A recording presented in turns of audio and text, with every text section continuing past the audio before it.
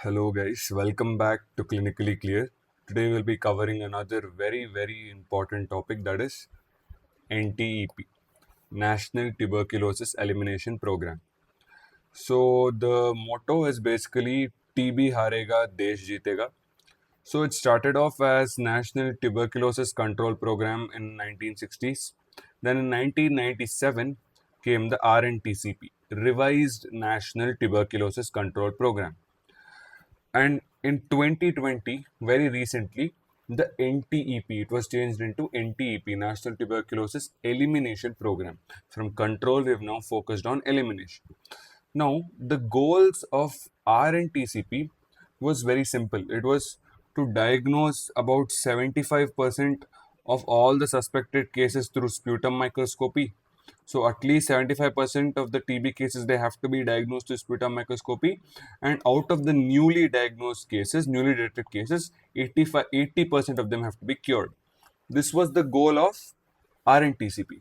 But NTEP is focused on elimination of TB. So what are the targets? Basically, Government of India wants to eliminate TB by 2025 itself. That is the goal. Then there is something known as an SDG commission by UN, which wants to eliminate by 2030. And WHO says TB can be eliminated by 2035. So different target deadlines, but all of them want to eliminate tuberculosis. So what are the targets set by NTEP? Basically, the incidence rate should reduce by more than 80%. The deaths due to TB should reduce by more than 90%. And the catastrophic costs due to TB should become 0%. Now, what is catastrophic costs? Basically, for any disease, whenever the treatment cost is more than 40% of the patient's income, then it is called catastrophic cost, because it is really affecting the patient, because he can't afford more. It's costing more than 40% of his monthly income just to treat that disease. So that is why it is said to be catastrophic. So these are the targets of NTEP. If we are looking at the organizational framework, let's start from the national level. At the national level, mainly you have the Central TB Division, the CTD. You also have the Ministry of Health and Family Welfare. You have national institutes such as National Jalma Institute of in Agra. You have National Tuberculosis Institute in Bangalore, etc. And who is in charge here? It is the Directorate General of TB. This is more of a planning and organizing unit. Basically, they plan the program. They organize. They say, okay, this is how the program should be. They are like the top apex body for the National Tuberculosis Elimination Program. At the state level, you have the state TB cell and the state TB officer. At the district level, you have the district TB center, the DTC, and district TB officer who is in charge. Now, it is always at the district level that we have the administrative unit. In most national health programs, the administrative level is the district level.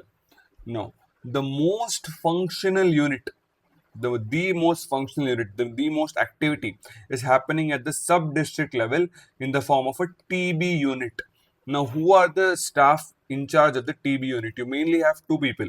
You have a senior treatment supervisor, STS, and a senior tuberculosis laboratory supervisor, STLS. So you have a treatment supervisor and a laboratory supervisor. Whom do they supervise? Let's look at the primary level. At the primary level, you further have two centers. You have a TB observation center and you have a DOT center.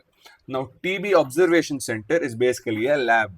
So what do you have? You have a lab technician. So who supervises the lab technician?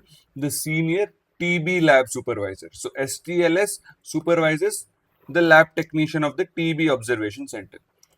DOT center is the DOTS agent. Basically, who are the DOTS agent? They are the ones who give the treatment to the TB patients. They supervise the treatment. I'll come to DOTS later, but they give the treatment to the patient. So because they give the treatment, who supervises the DOTS agent? It is the senior treatment supervisor. So STS supervises the DOTS agent. So this is the organizational framework. National level, Central Tuberculosis Division, Directorate General of TB, which is the planning and organizing unit. State level, state TB cell, state TB officer. District level, district TB center, district TB officer, which is the administrative unit. Sub-district level, TB unit, the most functional unit. You are the senior treatment supervisor, senior TB laboratory supervisor. Come to the primary level, you have the TB observation center and the DOT center. The TB observation center has a lab technician and the DOT center has a DOTS agent. Senior treatment supervisor supervises the DOTS agent. Senior treatment laboratory supervisor supervises the lab technician. Next, coming to the strategies of NTP. Now, there are multiple strategies. As long as you can remember a few important ones, it's more than enough. First, let's look at case finding. So, basically, we want to find as many TB cases as possible, right? So, how do we do this? Basically, first in NTCP, the initial program, the plan was to just increase the diagnosis of TB, diagnose as many TB cases as possible. So we did something known as passive case finding. Now, what is passive case finding? When, let's say, I'm a doctor, I'm sitting in the OPD and I'm waiting for patients to come, and then a patient comes with cardinal symptoms of TB, like evening rise of temperature, chronic cough, etc. And then I screen him for TB. Follow the diagnostic algorithm, I screen him for TB. And then I find out he has TB. This is a passive case finding. Patient is coming and getting screened for TB because of the symptoms. So this was what was happening before. Then in 1997, RNTCP DOTS came. Then in 2001, intensified case screening was done.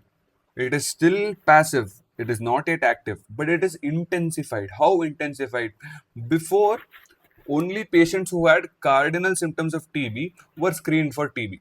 Now, patients with comorbidity are also screened for TB. Example, a patient comes with heart disease, a patient comes with diabetes, a patient comes with any neurological problem, any other comorbidity. And then we screen TB in them also so that we catch hold of as many cases as possible. So this was in 2001. In 2007 is where they started active case finding. Now, what is active case finding? When you go and actively look for cases in other people, you're not waiting for the patient to come to the clinic and then come with complaints or whatever it is. You are going and searching for cases. That is active case finding. And active case finding was done in high risk groups.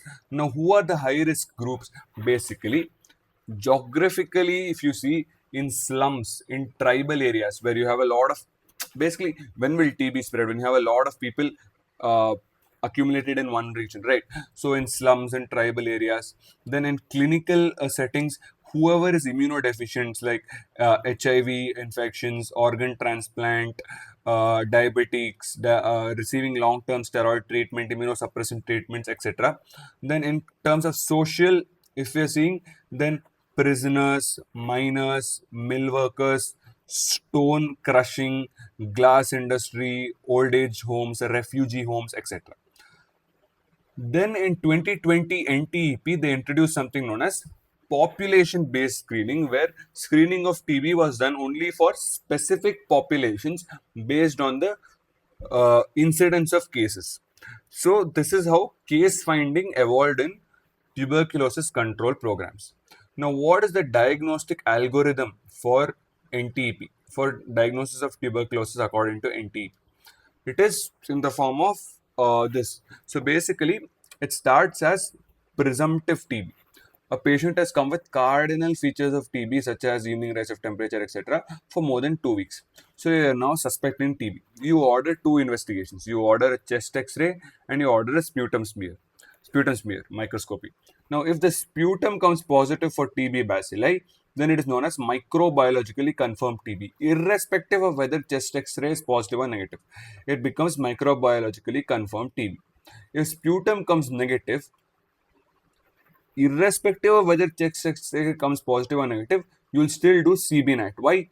It is presumptive TB, right? You are seeing some cardinal features, so you want to properly rule it out. So you will go for CB-NAT. And microbiologically confirmed TB also, you don't know whether it is drug sensitive TB, whether it is drug resistant TB, whether it is multi-drug resistant TB. So you want to do CB-NAT for that as well. And for patients like people living with HIV, pregnancy, extrapulmonary tuberculosis if you're suspecting, pediatric patients. In pediatric patients, you also have to do tuberculosis skin test, tuberculin skin test, sorry, tuberculin sensitivity test you have to do. That is MON2 test. So you have to do that as well. And basically you'll do CBNAT. In CBNAT, you'll find out whether it is actually Mycobacterium tuberculosis or whether it is any other organism. If it's not Mycobacterium tuberculosis, you'll refer for an alternate diagnosis. You'll tell the patient to go to the physician for an alternate diagnosis. If it is Mycobacterium tuberculosis, CBNAT also tells us whether it is rifampicin resistant or rifampicin sensitive. If it is rifampicin sensitive, you are doing line probe assay only for first line antitubercular drugs. If it is rifampicin resistant, you are doing line probe assay for both first line and second line antitubercular drugs. So, let's say it is rifampicin sensitive. When you do LPA for first line antitubercular therapy, you will see that either it is isoniazid sensitive or isoniazid resistant. So isoniazid sensitive means it is sensitive to isoniazid, it is sensitive to rifampicin. So it is the usual normal drug sensitive TB, DSTB. If it is isoniazid resistant, it is known as H mono resistant TB. H basically is isoniazid. So only isoniazid. So H mono resistant TB, which is the most common type of resistance in tuberculosis. If it is rifampicin resistant, then I told you you'll do LPA for both first line and second line drugs. So then you'll get to know whether it is only rifampicin resistant, whether it is a multi-drug resistant, whether it is pre-extensively drug resistant, whether it is extensively drug resistant, whether it is totally drug resistant tuberculosis. So this is the diagnostic algorithm. So now you read diagnosis. Next you'll go for treatment. So the treatment regimens are simple. In case of drug sensitive tuberculosis, you will go for an intensive phase of 2 months and then a continuous phase for 4 months. In the intensive phase, you will give the HREZ regimen. H for isoniazid, R for rifampicin, E for ethambutol, and Z for pyrazinamide. Along with that, you will give pyridoxine, which is vitamin B6. So you will give this for 2 months. You will remove pyrazinamide, and then you will give that for 4 months. That becomes the continuous phase. This is the typical anti-tubercular therapy regimen in case of drug-sensitive tuberculosis. But if it is isoniazid resistance, which is the most common type of resistant, then you will go for zero regimen, where instead of isoniazid, you will go for levofloxacin. So 0O for levofloxacin. This will give for 6 months. Recently, there has been a latest new regimen which is still under clinical trial, and this is known as BPAL regimen, where you have bedaquiline, pretomanid, and linezolid. So this is the latest regimen, BPAL regimen. But the biggest disadvantages in this regimen is you have to take about 8 to 9 tablets per day. Per day, 8 to 9 tablets. So it is very laborsome, cumbersome for the patient. So then in case of pregnancy, remember anti-tubercular therapy is always very toxic. So first thing you do is you advise medical termination of pregnancy.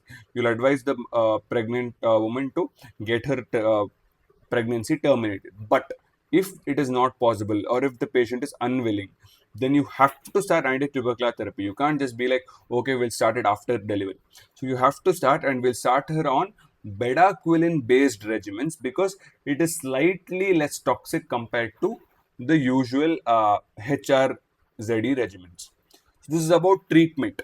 Then certain other strategies. This is the core aspect. Then there are certain other strategies to promote TB diagnosis, treatment, patient cooperation, patient response, etc., such as incentive schemes.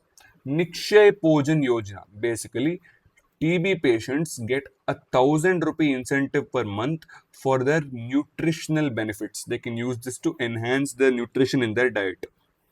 Tribal support scheme provides ₹750 one-time incentive. Treatment supporter scheme. This is for the treatment supporter, that is the DOTS agent example, who provides the treatment, supports the treatment, supervises the treatment. For them, for every case of DSTB, drug sensitive TB, they get ₹1,000. For every case of drug resistant TB, they get 5,000 rupees. It is not 1,500, but it is 5,000 rupees. Then in case of there's another scheme under the Prime Minister Pradhan Mantri Tuberculosis Mukt Bharat Yojana, and this is known as the Nikshay Mitra scheme.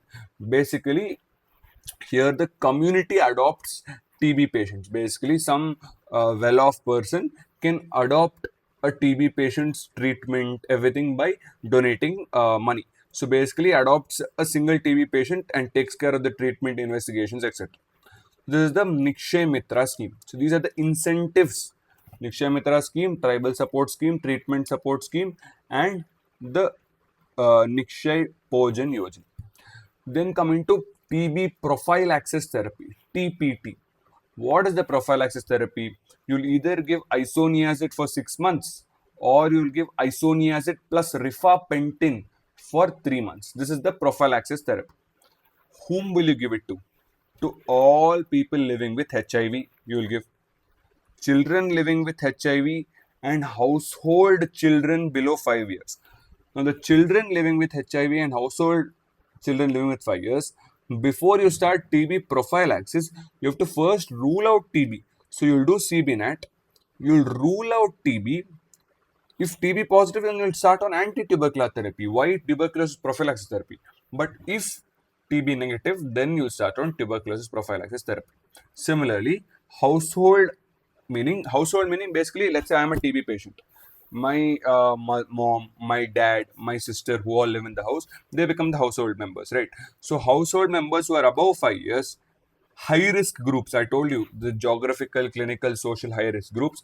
So these all, they will come under high risk groups. For them, you have to first rule out latent TB infection by either Montu test, that is tuberculin sensitivity test, or the investigation of choice is gamma interferon assay, interferon gamma radio assay, gamma interferon radio assay. So this is the investigation of choice. So this is TB prophylaxis therapy, whom you will give and what the therapy is. Then next coming to IT enabled HIMIS, information technology enabled health management information system. Basically, there is an online software known as Nikshay. Here we do the notification of the cases. Here this app is to monitor drug compliance, etc. How does it do it? A latest system known as 99 dot system. What is this 99 dot system? Basically, it is a missed call based system. There is a packet of drugs, anti-tubercular therapy drugs. Every time I pop a drug open, behind, when I open the drug, behind that there'll be a wrapper there, right? There a number will be written. There'll be a number on the back of the cover. You will give a missed call. When you give a missed call to that number, automatically in this software, in the 99 dot system, it will get registered. It will acknowledge your drug intake. So this is how you'll ensure drug compliance. You can monitor and track how the patient is taking the drugs through a missed call based system. If the patient fails to comply, meaning for more than 1 month, patient is not giving any missed calls, is not updating the 99 dot system, then police can even file FIR against the patient. This is about how information technology has been incorporated. Then coming to biomedical waste disposal. According to NTEP, any sputum, basically TB patients, they'll produce a lot of sputum.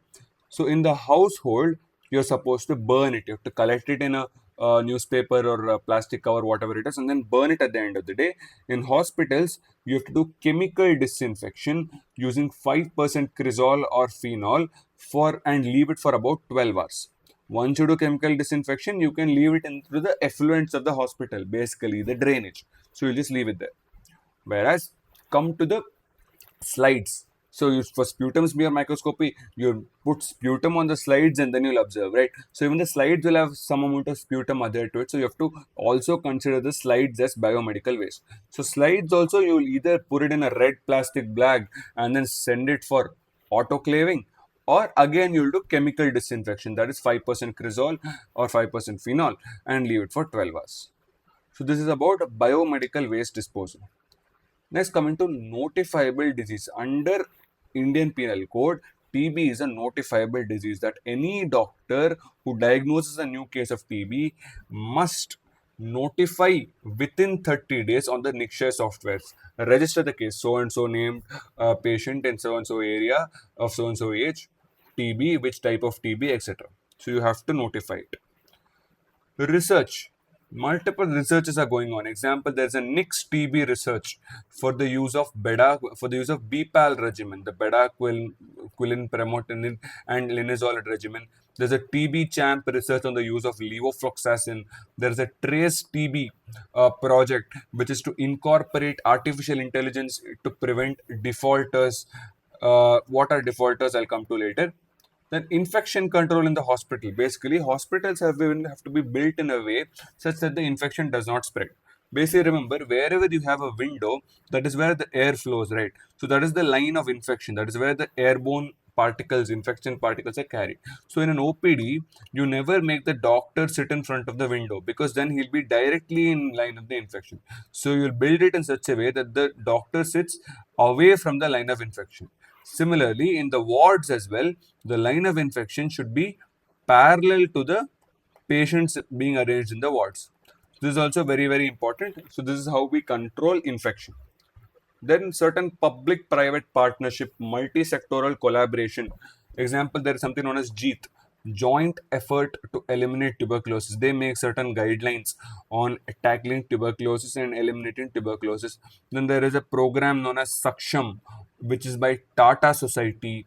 Then there is a National Tuberculosis Sampark helpline number, toll-free helpline number that you can dial to have any queries regarding tuberculosis and the program. This is public-private partnership. So these are all the strategies. Not all are important. Few are important. That's all. Especially the first few. Then coming to outcome declaration. Now this is something very, very important. You have to declare the outcome on the Nikshay software. How do we declare someone as cured of TB? Not only has the treatment regimen has to be finished, treatment regimen has to be over, and the sputum report should come negative. Important. When does it become recurrent TB? You finish the treatment, but after some time, sputum is positive once again. So TB has recurred. When do you say it is treatment failure? Treatment is still going on, but it is failing. Why? Because even at the end of 5th month, even after 5 months, sputum is still positive. Then sputum is positive after sputum turned negative. That is, I started treatment. Okay, in between sputum turned negative. Very good. But after some time, again sputum report came positive. That means something is wrong with the treatment. Treatment is failing. That is why it is treatment failure. But remember, treatment is still ongoing in treatment failure. What is lost to follow up? Lost to follow up is whom we call it as defaulters. Basically, they start taking anti-tubercular therapy for more than 1 month, 2 months they've taken. But suddenly they vanish. They stop taking anti-tubercular therapy. They have now stopped for more than 1 month. This is when they are lost. They are lost from following up. But let's say again they return after a period of 2 months saying they want drugs. This is known as a return from default. They defaulted, they were lost. Now they again returned after 2 months, so it is known as a return from default. So cured, recurrent TB, treatment failure, lost to follow up, and return from default. Indicators of the program, if you're looking, TB infectivity rate is not a very good indicator. You look at these indicators. So basically, notification rate on Nikshay. I told you, for every TB case, you have to notify on the Nikshay app. So basically, that is the total number of cases. So that gives us the epidemiological indicator. It also tells us the impact of the program. That means more and more people are using the Nikshay software. That means it has a good impact. So impact indicator. But what is the operational indicator? Telling that the program is working, the targets are being met. That is the cure rate. Cure rate is one of the most important targets, right? So more people are getting cured, that means the program is working well. So it is an operational indicator. Then beneficiaries of the Nikshay Pojan Yojana, there's an incentive scheme. So more the people are using the incentive scheme, that means it is a good indicator for the program's success. Similarly, the percentage of people who are covered by chemoprophylaxis. So basically, more the people who are I told you there are many indications for chemoprophylaxis. They should all more the percentage of those indicated people are getting chemoprophylaxis, better the program success, and it is a good indicator. So these are all the indicators for National Tuberculosis Elimination Program. Remember, most important epidemiological and impact indicator is the notification rate of the Nikshay app. The operational indicator is the cure rate of TB. So this is the indicators. Last, coming to something known as DOTS. Now, DOTS is actually a feature of RNTCP, not NTEP. It is a hallmark feature of RNTCP, directly observed treatment supervision. So basically, DOTS, meaning what they do, it is done by DOTS agent. See, first I'll explain what is DOTS. So basically, what is DOTS? These are people who just supervise the TB patient when they take the drug.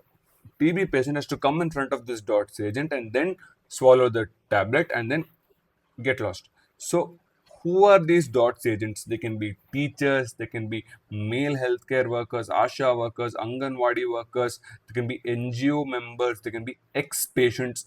Remember, family members are not usually good DOTS agents. Family members are not suited for being DOTS agents. But what do? They directly supervise the anti-tubercular therapy of the patient. That is, in the intensive phase, every single tablet the TB patient has to take in front of the DOTS agent, usually consumed in front of DOTS agent. Whereas when they've come to the continuous phase, now they've gotten used to it. So now you can trust the patient more. So what you will do is weekly first dose in front of the DOTS agent. Then what the DOTS agent will do, he'll give him a multi-blister combi pack. What is a multi-blister combi pack? Blisters are basically, if you look at a tablet, these are the blisters. So multiple blisters, one combination pack will be there. So you'll give him a multi-blister, you'll give him or her a multi-blister combi pack. So once you give that, next week when the patient comes for the first dose in continuation phase, you have to ensure that this combi pack is empty. That means the patient has taken the drugs. So this is how the DOTS agent supervises the anti-tubercular therapy. There are many advantages of this DOTS strategy. Basically, there's a bond between the DOTS agent and the TB patient. So this motivates the TB patient to take the drugs and get better and complete the regimen. It is very cost effective. It is much more cost effective than all this 99 dots, etc. etc. It prevents multi-drug resistance. Why? More people are now completing the regimens, right? Resistance develops when people are doing half course or partial course of anti-tubercular therapy. So now it is preventing that. It ensures a very high cure rate because people are completing their tuberculosis therapy regimen. The thing is, people will stop taking the drugs once they feel a bit better, especially if they're of low income background. So what this DOTS does is it ensures that even if they start getting better, they'll complete the regimen and they'll get cured of TB. And also, the DOTS agents also have incentives. For every drug sensitive TB case they supervise, they'll get 1,000 rupees. And for drug resistance TB, they'll get 5,000 rupees. So even the DOTS agents have incentives. So this is about DOTS, which is a hallmark feature of RNTCP. That is it regarding National Health Program of Tuberculosis.